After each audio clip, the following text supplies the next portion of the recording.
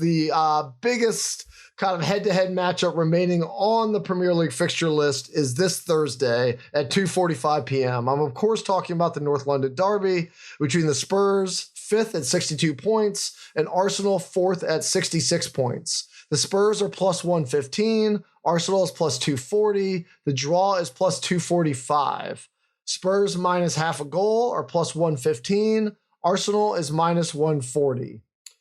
So, as I said, biggest head-to-head clash left in the year, always one of the highlights on the fixture list when it's released in preseason, let alone with the odds this high between two extremely bitter rivals. Arsenal enter the game in the better position, but they still have at Newcastle and an Everton team they'll probably be playing for their lives left on their calendar. Meanwhile, the Spurs close with Burnley and Norwich. So if the Spurs get a result here, they are arguably favored to finish top 4, even if they don't control their own destiny.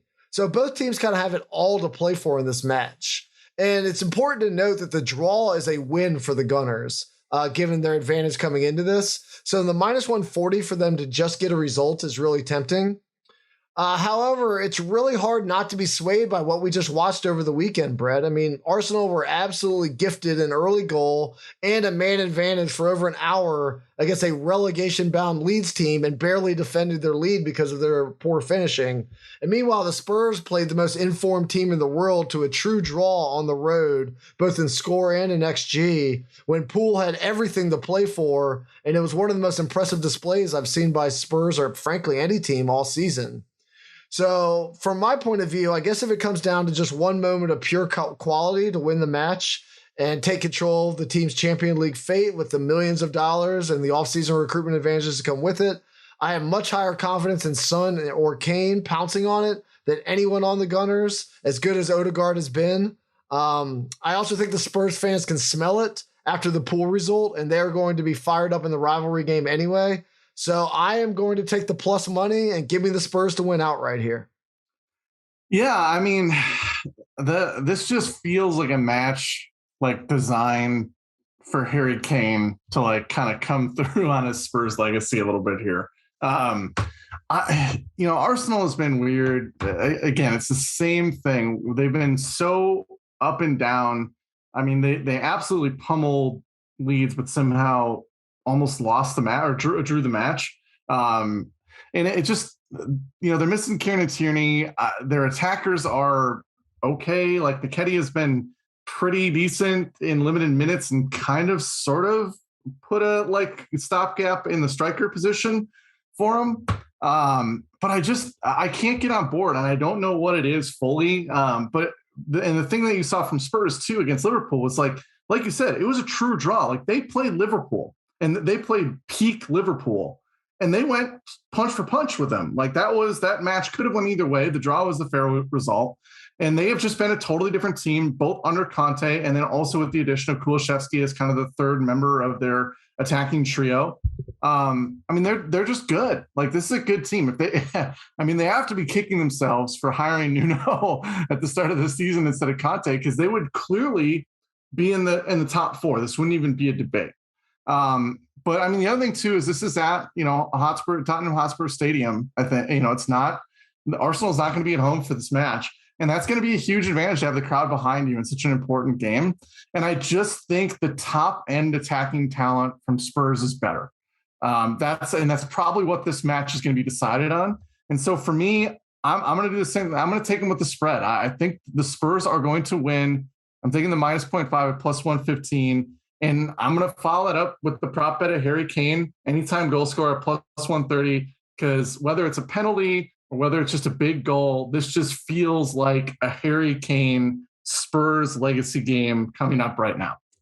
Yeah, and if you start thinking about how the match might play out, it goes into my prop bet, and I love your take on it. I mean, as good as that Liverpool Spurs match was last week, the first 20, 25 minutes were kind of non-eventful. Not a lot happened. They were feeling each other out. Neither team was really pressing for an advantage. So there's a prop that I brought up once before in a big match. I think it was City and Liverpool, which is goals scored up to the 30th minute. No, it's only minus 115.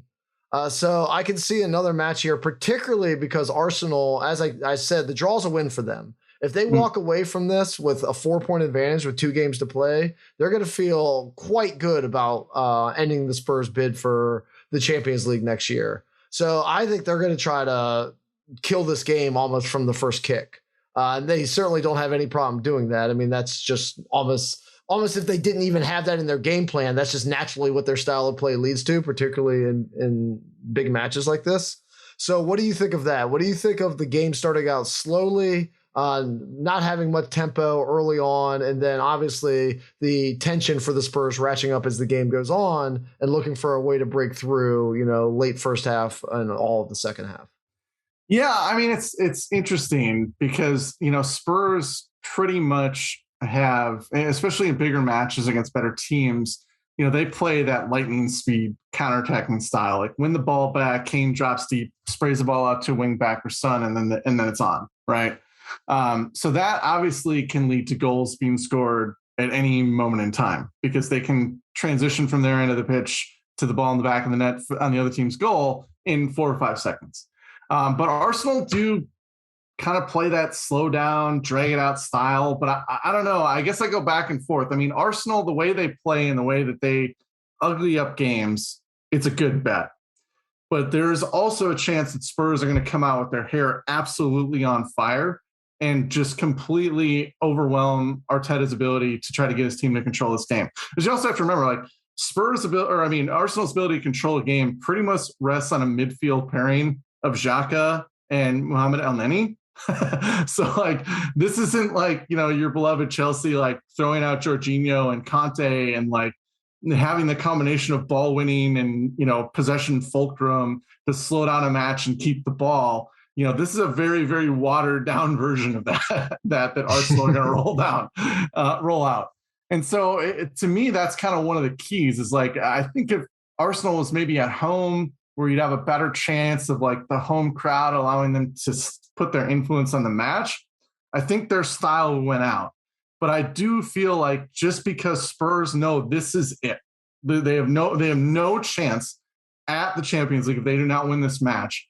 I think Conte is going to have them aggressively push up their line and pressing. And I think their attackers are going to be hell-bent on any turnover of possession to push that ball towards goal.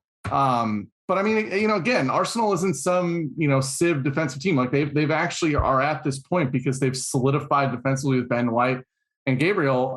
So, I mean, I'm 50-50. It's going to literally just kind of you'll probably know if the bet's good or not, like the first minute of the match. If Spurs are out there, like just running over Arsenal players to win the ball back and pinging balls down the field, you're probably going to be like, yeah, I'm fucked. That's a bad bet. But if Arsenal can control the game a little bit in the first 5-10 minutes, I think that's actually the right play. Yeah. All right. Well, I might save myself 29 minutes. That's what I think is the best prop bet that I saw on the board. However, I also wanted to call one out that's the most fun. If you want a super fun, dramatic bet, a goal scored between the 76th minute and full time, yes, is also only minus 115. So the Spurs clearly need this game more than Arsenal, and they are both the better attacking team and counter-attacking team. Mm-hmm. So if they have to go after it at the end of the match, they're really, really going to go after it. And we've seen a lot of late-game heroics out of the Spurs this year. They're also, generally speaking, not as good at just killing a game off. So if they're trying to defend a 1-goal advantage, I think Arsenal probably has at least a decent chance to make Lloris sweat a little bit and defend his box. So I love this bet just to have some fun. It is, kind of like when Sal and the guys bet the first to 10. This is similar to that, but it's at the very end of the game. And I also believe in narrative. And I don't believe that all things are going to be settled before you and I tape this podcast again. And so I actually would love to see something dramatic happen at the end, make sure it's still tight. And if you have a little bit of money on it as well, then all the better. Yeah, no, I mean, I think that's definitely a fun bet. I don't know. I mean, the thing about Spurs is that, we saw against Liverpool, they did make a lot of subs to shut that game down. Like they subbed on Davison Sanchez and subbed off Ryan Sessegnon, and they put like Ben Davis as winger. So they were playing with essentially like a defensive winger in Emerson Royale, and then they had basically 4 central defenders. So they might be able to shut it down. And then I guess the only thing I worry about is Arsenal doesn't have that pedal where they can put their foot on the gas. Like their success this year has basically come from tightening up a little bit at the back, controlling possession to kind of limit and slowing games down. So I don't know what this Arsenal team looks like. Like if they're down 2-1 or 1-0, can they actually like make the changes they need to really put their foot on the gas? Do they have those attackers? I mean, but like Spurs can sub on attackers like Steven Bergwijn, who's had big goals like at the end of matches. And Arsenal just don't have that player. Like they pretty much have to start all their best attackers. And then, maybe if like Smith Rowe isn't on, like he can sub on and change the game. So it's an interesting bet. And I definitely think if like Spurs, if the game status where Spurs are down, I would love that bet because they would definitely just do everything they could. Like Harry Kane would drop in the central midfield probably to squeeze out another attacker. But if Arsenal's down, I just don't know if they have the juice to do that. But I mean, again, a lot of it's just going to depend on soccer's random. And if the game state favors it, it's going to be a good bet. Well, Klopp claimed that they tried to shut that game down from the very beginning, which was pretty rich for him to complain about it. But what are you going to do? Hench and I were texting about how crazy it is that Spurs have taken 8 points from City and Pool and still might not make the top 4, which basically seems impossible. It goes to show that yet again, these things are actually not decided in these big, sexy head-to-head matches, but on cold, rainy nights in Stoke, as the old saying goes. So, I mean, it's wild. Like nobody, I don't know the answer. I probably should have done better research, but like I'd be shocked if anybody else has even got like 5 or 6 points from their matches versus City and Pool this year, and Spurs claimed 8, and they're still on the outside looking in. Wild season. It's why we love it. Hey, but hey, it's building up to a nice crescendo here at the end.